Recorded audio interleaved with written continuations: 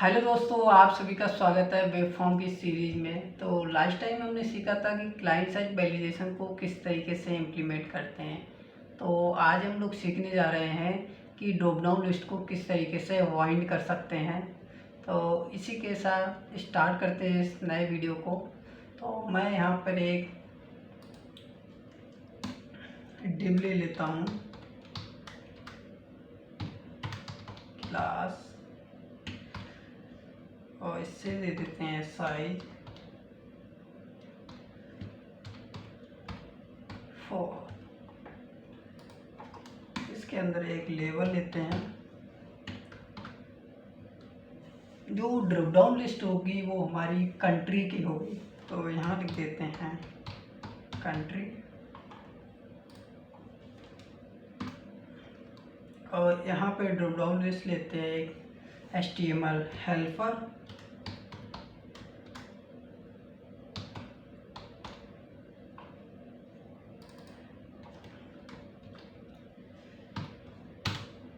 ID दे देते हैं इसे DDL कंट्री।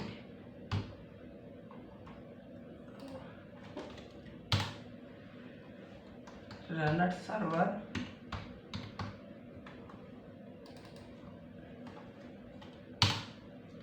और CSS दे देते हैं इसको।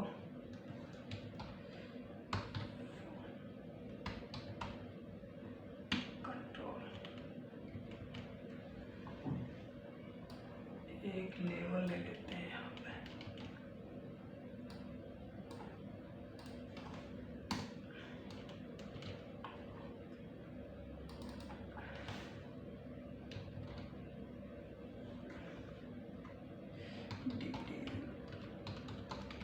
एरर,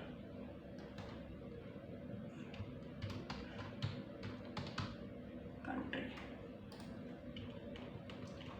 तो हमने यहाँ पे HTML में एक HTML हेल्पर ले लिया है। ये ड्रॉप डाउन लिस्ट है। तो ये जो हमारी कंट्री है ये एक टेबल से उठ के आएंगी, तो हम टेबल को क्रिएट कर लेते हैं पहले। क्रिएट टेबल TBL कंट्री, और यहाँ पे ले लेते हैं हम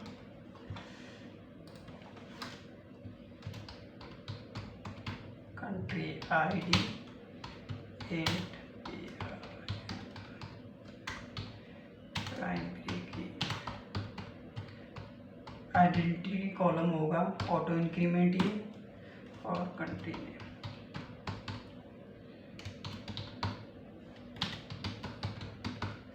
जिस बैग का टाइप होगा और इसका साइज ले लेते हैं 200।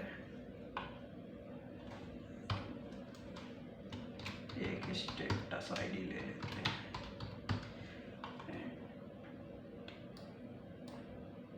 तो ये एक टेबल क्रिएट हो गई हमारे पास।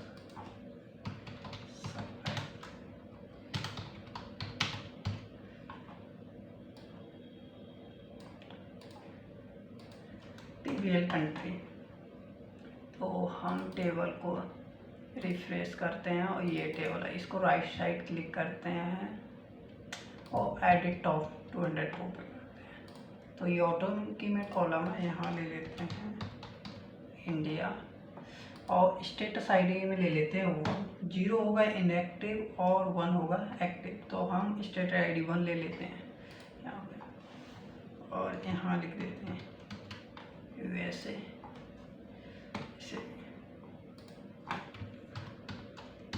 नेपाल,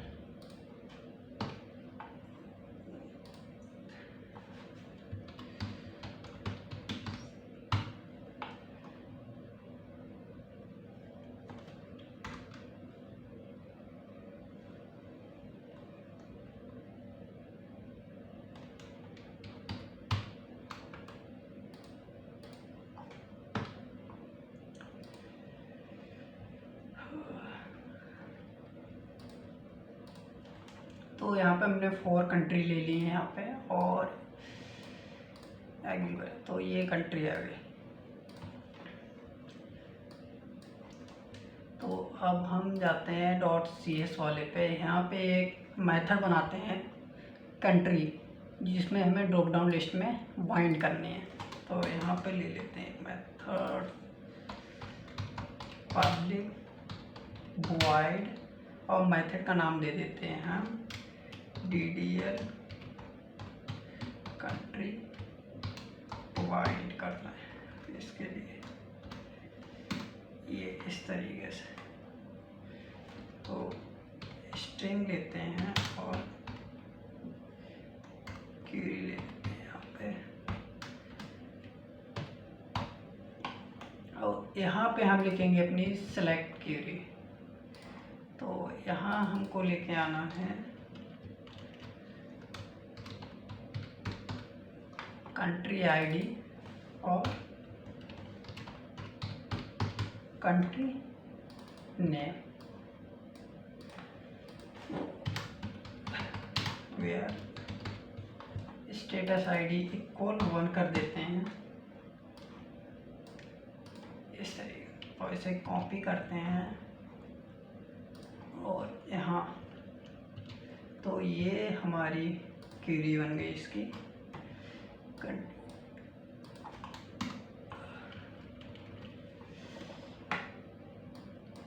सिक्वल डेटा अडेप्टर लेते हैं ADP equal name SQL data adapter. इसके अंदर देते हैं हम क्वेरी पैरामीटर एक, ये जो हमने क्वेरी बनाई है, और ये जो हमने कनेक्शन ले रखा है इसको यहाँ पास करते हैं कॉमा कनेक्शन।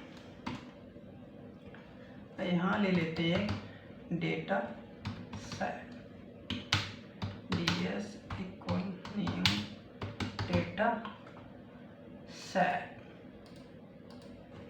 इस तरीके से ये हो गया।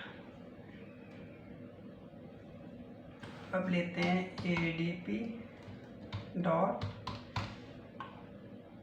फिल करते हैं DS के लिए डेटा सेट।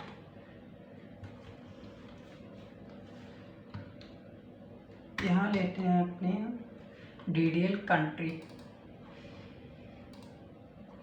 ये जो आईडी है ये, इसको आईडी दे देते हैं हम यहाँ DDL कंट्री आईडी, इसको उठाते हैं और ये dot data source equal DS करते हैं, ये हो गया।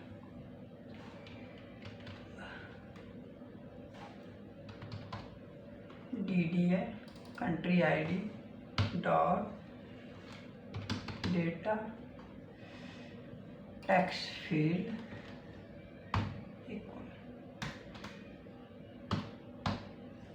यहाँ जो हम यूजर को दिखाएंगे तो हम दिखाएंगे कंट्री का नेम, तो उसको यहाँ ले लेते हैं और DDL कंट्री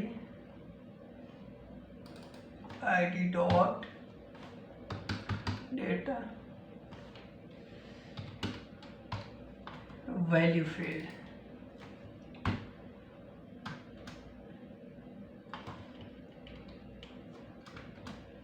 और यहाँ लेंगे हम आईडी जो बैक साइड में होगी इसके, ये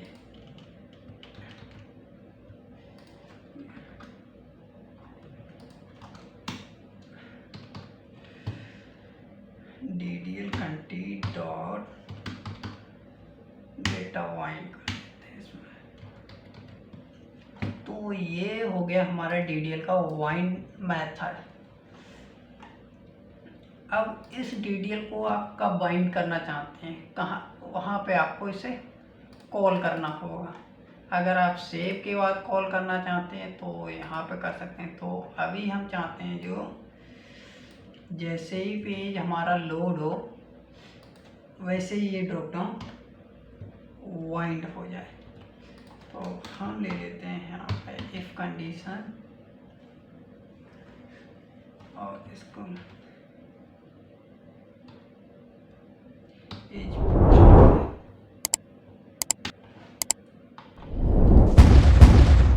यहाँ हमने कर दी ये ड्रॉप डाउन लिस्ट वाइंड।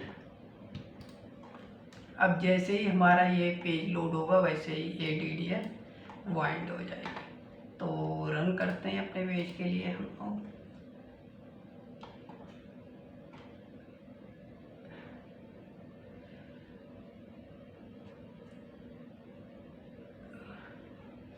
तो ये हमारी कंट्री जो ड्रॉप डाउन लिस्ट यहाँ पर वाइंड हो गई है यहाँ पे। अगर ये मेथड आप यहाँ ना कॉल करके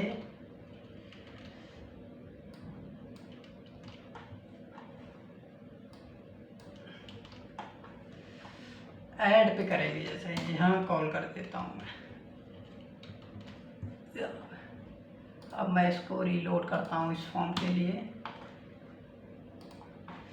इसको स्टॉप करके रन करते हैं दोबारा। तो ये ड्रॉप डाउन अभी वाइंड नहीं हुई है। तो ये कब वाइंड होगी? ये वाइंड होगी जब हम इनमें रिकॉर्ड को ऐड कर, जैसे यहाँ हम डाल देते हैं राजीव राम डाल देते हैं और यहाँ डाल देते हैं नोएडा और ऐड करते हैं यहाँ। जैसे ही सेव करेंगे और ये रिकॉर्ड सेव होने के बाद ये ड्रॉप डाउन लिस्ट वाइंड होगी। और देखो ये ड्रॉप डाउन लिस्ट यहाँ पर वाइंड हो गई है। जहाँ पे भी आप ये ड्रॉप डाउन लिस्ट कॉल करेंगे वहाँ पे ये वाइंड हो जाएंगे।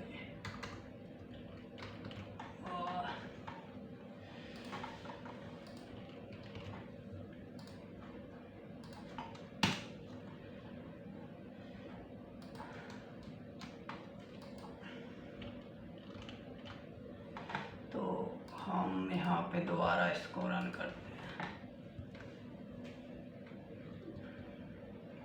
तो अब हम इसके लिए इस ड्रॉप डाउन की जो डेटा है उसको टेबल में सेव करेंगे इस ड्रॉप डाउन के लिए। तो हमारे पास TBL_यूजर रजिस्ट्रेशन ये टेबल है। तो इस टेबल में हम ये कंट्री है उसके लिए सेव करेंगे, इस कंट्री के लिए। तो हम इसमें एक नया फील्ड कॉलम और ले लेते हैं, अल्टर। अगर आपको किसी एग्जिस्टिंग टेबल में किस तरीके से एक न्यू कॉलम को ऐड करते हैं तो उसके लिए जो कमांड है अल्टर टेबल और टेबल का नेम। अब आपको लिखना ऐड और जिस भी कॉलम, जो भी आप कॉलम का नेम रखना चाहते हैं जो न्यू ऐड कर रहे हैं, तो मैं लिख देता हूँ यहाँ कंट्री ID और उसका डेटा टाइप तो ले लेते हैं हम इंट टाइप। क्यों हमारे पास जो ये टेबल देखोगे आप TBL कंट्री, तो इसमें हमने लिया है ID फील्ड जो इंटीजर टाइप का है। तो हमें भी यहाँ पे क्या लेना होगा, एक ID फील्ड जो इंटीजर टाइप की होगी। अब इस कमांड में तो ये नया कॉलम यहाँ पे ऐड हो गया इस टेबल में। तो इसमें हम ऐड करेंगे कंट्री ID।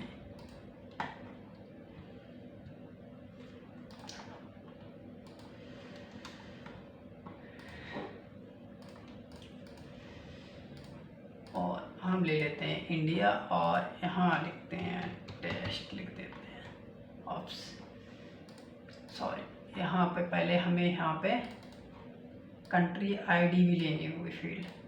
तो हमारी फील्ड का एग्जिस्ट नेम क्या है, सेम नेम, ये कंट्री ID जो हमने लिया है, ये जो कंट्री ID है इस कॉलम की ID है कंट्री ID, वो हम ले लेते हैं यहाँ पे और इसको पैरामीटर पास करते हैं @ ये कंट्री ID और इस लाइन को कॉपी करते हैं हम,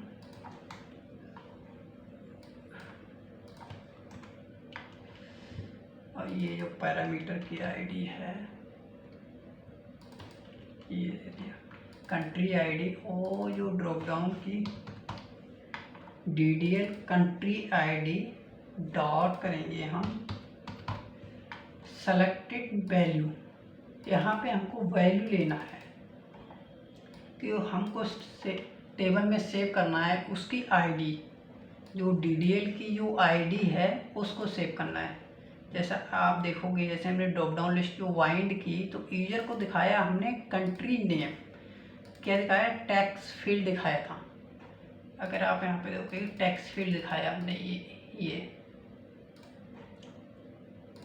मगर इसकी बैकएंड में क्या है, कंट्री आईडी। अगर मैं आपको दिखाऊं, इंस्पेक्ट, इस पर राइट क्लिक करना है, ड्रॉप डाउन लिस्ट पे इंस्पेक्ट करना है। इसको मैं डाउन साइड ले लेता हूँ थोड़ा। यहाँ पे आप जाओगे, जो सेलेक्टेड नेम है इस पे, इस एरो पे जैसे ही आप क्लिक करोगे तो यहाँ पे वैल्यू के अंदर क्या है, आईडी है, और यहाँ क्या है, टैक्स फील्ड है। ID tax field, ID tax field, जैसे 2ID उसका टैक्स फील्ड है USA, जिसकी आईडी 2 है उस कंट्री का नेम क्या है, USA। अगर आप अपनी जो कंट्री वाली टेबल है इसमें, ये जैसे TVL कंट्री, इसमें देखोगे जो 2ID है उसका कंट्री नेम क्या है, USA। तो जैसा कि यहाँ पे जो कंट्री नेम है वो हमने यूजर को दिखाने के लिए लिया है, और एक्चुअली जो है कंट्री आईडी जो लिंक की जो भी हमारी टेबलों से। तो अभी तो हमने सिंपल यहाँ पे वाइंड की ड्रॉप डाउन लिस्ट। तो अगर आप इस पे राइट क्लिक करके इंस्पेक्ट पे जाते हो और यहाँ पे जो DDL की आईडी है उसको देखोगे इस पे एरो पे, तो जो ऑप्शन वैल्यू के अंदर क्या है, वैल्यू के अंदर आईडी होगा और उसमें टैक्स फील्ड होगा। तो डेटाबेस में हमको क्या सेव कराना है, उस कंट्री की आईडी फील्ड को हमें मतलब एक्चुअली वैल्यू के लिए सेव कराना है। अगर वैल्यू के लिए सेव कराना है तो उसके लिए लिखेंगे हम सेलेक्टेड वैल्यू। अगर कहीं भी रिक्वायरमेंट आती है कि हमें कंट्री का, जैसे इंडिया यहाँ लिखा है तो टैक्स ही सेव कराना है, इंडिया को ही सेव कराना है, ना कि उसकी वैल्यू के लिए। तो आप यहाँ पे लिखोगे कहाँ पे, ये जो DDL कंट्री डॉट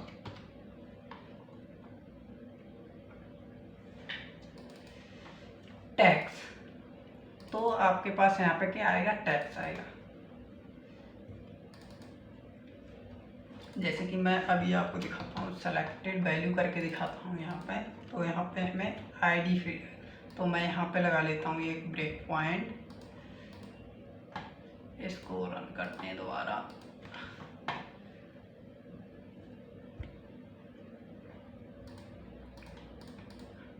जैसे कि मैंने यहाँ पे इंडिया सेलेक्ट कर रखा है और इसमें डाल देता हूँ मैं टेस्ट, और सेव पे क्लिक करते हैं। जैसे ही सेव पे क्लिक किया, F10 करते हैं,